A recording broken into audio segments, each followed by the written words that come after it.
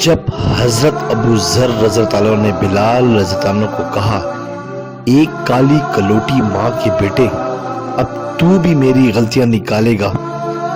بلال رضی اللہ عنہ یہ سن کر غصے اور افسوس سے بے قرار ہو کر یہ کہتے ہوئے اٹھے، خدا کی قسم میں اسے ضرور بضرور اللہ کے رسول اللہ صلی اللہ علیہ وسلم کے سامنے اٹھاؤں گا۔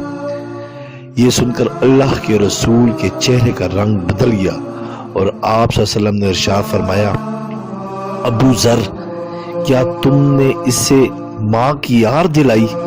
تمہارے اندر کی جہالت اب تک نہ گئی؟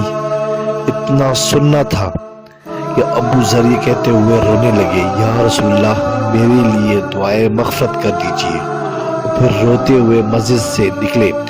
باہر آ کر اپنے رخسار مٹی میں رکھ دیا اور بلال سے مخاطب اور کہنے لگے، بلال، جب تک تم میرے رخسار کو اپنے پاؤں سے نہ روک دو گے میں اس سے مٹی سے نہ اٹھاؤں گا۔ یقیناً تم معزز و محترم ہو اور میں ذلیل و خوار۔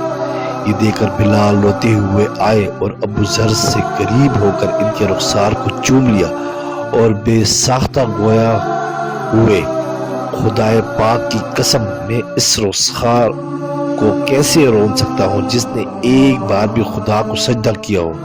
پھر دونوں کھڑے ہو کر گلے ملے اور خوب روئے۔ اور آج ہم ایک دوسرے کی ہزاروں بار دل آزاری کرتے ہیں، مگر کوئی یہ نہیں کہتا کہ بھائی معاف کرے، بہن معذرت قبول کرے۔